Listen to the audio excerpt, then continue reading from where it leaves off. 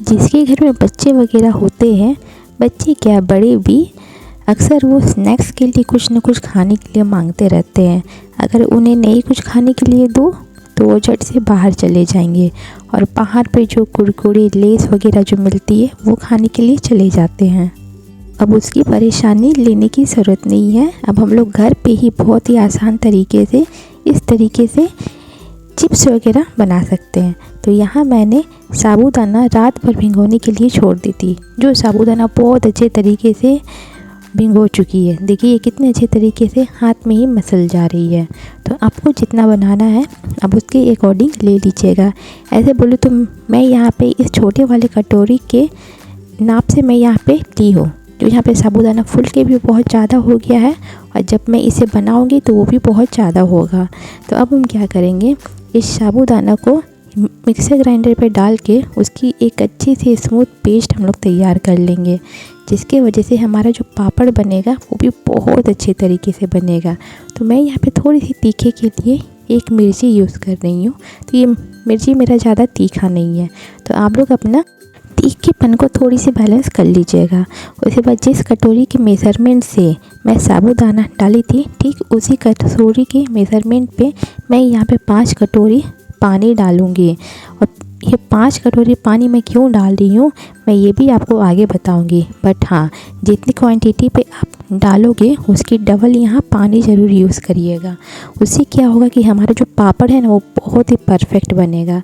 जब हमारा इस तरीके से पानी थोड़ा गर्म हो जाए तो उसमें थोड़ा सा गोटा जीरा डाल देंगे और अपने स्वाद अनुसार थोड़ा सा नमक। एक बात ध्यान रखिएगा कि अगर आप कोई पापड़ वगैरह बना रहे हैं तो उसमें नमक एकदम ही कम यूज़ करें, ज़्यादा यूज़ करने की ज़रूरत नहीं है, नहीं तो आपका पापड़ बहुत ज़्यादा नमक लगेगा। तो जब ये हमारा पानी भी गर्म हो जाएगा तो जो हमने मिक्सर ग्राइंडर पे साबूदाना को बहुत अच्छे तरीके से ग्राइंड की थी, अब उसे हम इसमें डाल देंगे और इसमें कोई एक्स्ट्रा पानी डालने की ज़रूरत नहीं है। बस इतने ही पानी पे हम इस पापड़ को बनाएंगे। तो बस अब आपको इसे मीडियम फ्लेम में रखते हुए इसे बहुत अच्छे तरीके से चलाना है जब तक इसकी टेक्सचर थोड़ी सी गाढ़ी ना हो जाए। तो बस इसी तरीके से आप चलाते रहिएगा। देखिए ये साबूदाना है तो इसमें थोड़ी बहुत ना उबाल भी आएगी, तो इससे भी आप थोड़ा सा बच के रहिएगा। तो देखिए ये साबूदाना धीरे धीरे गाढ़ी होना शुरू हो गई है। ये साबूदाना की पापड़ बनाना बहुत ही आसान है, बस मिनटों में ही बन जाता है। और अभी जिस तरीके से गर्मी बढ़ी हुई है तो ये पापड़ आपका एक दिन में ही बन जाएगा।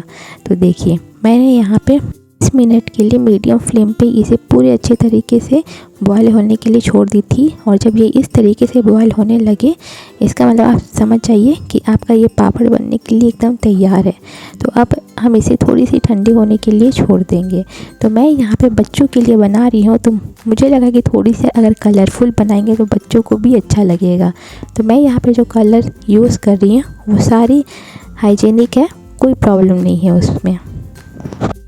तो इस तरीके से आप भी अपने बच्चों के लिए बहुत ही आसान तरीके से पापड़ तैयार कर सकते हो घर में ही, जो आपको बाहर से ख़रीद के लाने की ज़रूरत नहीं पड़ेगी। तो मैंने यहाँ पे 5 कलर की बॉल ले ली हूँ, जिसे मैं 5 कलर यूज़ करूँगी। तो जो बच्चों की थोड़ी अट्रैक्टिव कलर होती है मैं वो कलर सब चूज़ की हूँ और थोड़ा थोड़ा मैं डाल के इन सारों को अच्छे से मैं कलर कोटेड कर लूँगी। देखिए क्या होता है कि जब हम लोग कोई खाना वगैरह खाने बैठते हैं, बच्चों लोग खाली बैठेंगे या टीवी वगैरह देखेंगे तो वो लोग बोलते हैं कि मुझे कुछ खाने दो, मुझे भूख लगी है। तो इस तरीके से आप पापड़ बना के उन्हें दे सकते हो। देना क्या है आप दीजिएगा। तो मैं यहाँ पे रूम पे ही इस पापड़ को सुखाऊंगी। तो मैंने एक प्लास्टिक पे ही मैंने चम्मच से लेके मैंने सारे को इस तरीके से इस प्लास्टिक में मैं लगा दी थी। तो आप भी इसी तरीके से ले लीजिएगा और ये एकदम हल्का और पानी की तरह होता है। तो देखिए मैंने इसे सूखने के लिए रूम में ही रखी थी और ये पापड़ मेरी एक दिन में ही इतने अच्छे तरीके से सूख गई और इसे निकालना भी बहुत इजी है। देखिए ये कितनी झट से निकल भी जा रही है और कितनी पतली लेयर है, मतलब जो होनी चाहिए एकदम परफेक्ट बनी है। तो इसी तरीके से लोग भी घर में ही बहुत आसान तरीके से पापड़ तैयार कर सकते हो साबूदाना की। तो ये तो मैंने एक प्लेन वाली साबूदाना की पापड़ बताई हूँ। मैं आगे आप लोगों के साथ और भी बहुत तरह की पापड़ शेयर करने वाली हूँ जिसे बनाना बहुत आसान है। अगर वो चीज़ें अगर हम लोग सीख जाएंगे एक बार में तो हमें बाहर से लाने की बिल्कुल ज़रूरत नहीं पड़ेगी। उसके बाद देखिए मैंने इन सारे पापड़ को फिर मैंने 1-2 घंटे के लिए धूप में रख दी थी, जिससे मेरा पापड़ बहुत ज़्यादा क्रंच टाइप हो चुका है। तो चलिए अब मैं इसे आपको फ्राई करके दिखाती हूँ। तो फ्राई करने से पहले आपका तेल अच्छे से गर्म हो जाना चाहिए। जब हमारा तेल अच्छे से गर्म रहेगा तो हमारा ये पापड़ भी बहुत अच्छे तरीके से बनेगा। तो देखिए ये मेरा पापड़ कितने अच्छे तरीके से फूल भी रहा है और फ्राई भी हो रही है और कोई प्रॉब्लम भी नहीं हो रही। जैसे नेचुरल जो बाहर से हम लोग ख़रीद के लाते हैं और उसे फ्राई करते हैं तो उसी टाइप की ही हो भी रही है और ये बिल्कुल उसी की तरह क्रंच भी बनी है। देखिए कितने अच्छे तरीके से फ्राई हो रही है और ये कितनी हेल्दी होगी क्योंकि ये साबूदाना की है।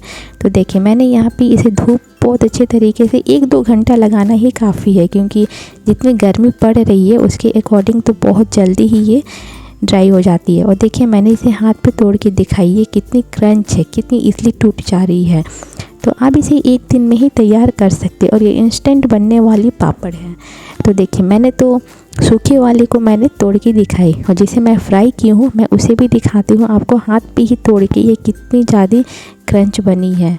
तो आप लोग भी इस तरीके से इस साबूदाना पापड़ को घर पे ज़रूर ट्राई करिएगा। बहुत आसान है बनाना और बच्चों लोगों को तो बहुत ज़्यादा पसंद आएगा। और देखिए मैंने इसे हाथ में मसली हुए कितनी जल्दी टूट गई है। तो आप लोग भी एक बार इसे ज़रूर घर पे ट्राई करिएगा और उसके बाद मुझे कमेंट करके ज़रूर बताइएगा कि आप लोगों की भी ये साबूदाना की पापड़ कैसी बनी। तो इस वीडियो को आप लोग अपने फैमिली और फ्रेंड्स में शेयर करना बिल्कुल ना भूलें और अपना प्यार हमेशा मुझ पे ऐसे ही बनाए रखिएगा, क्योंकि आप लोगों का प्यार ही मुझे बहुत आगे तक लेके जा रहा है और मैं चाहती हूँ कि मैं आप लोगों के साथ ही बहुत आगे तक पहुँचूँ। तो आप लोग इस रेसिपी को ज़रूर ट्राई करिएगा। Thank you.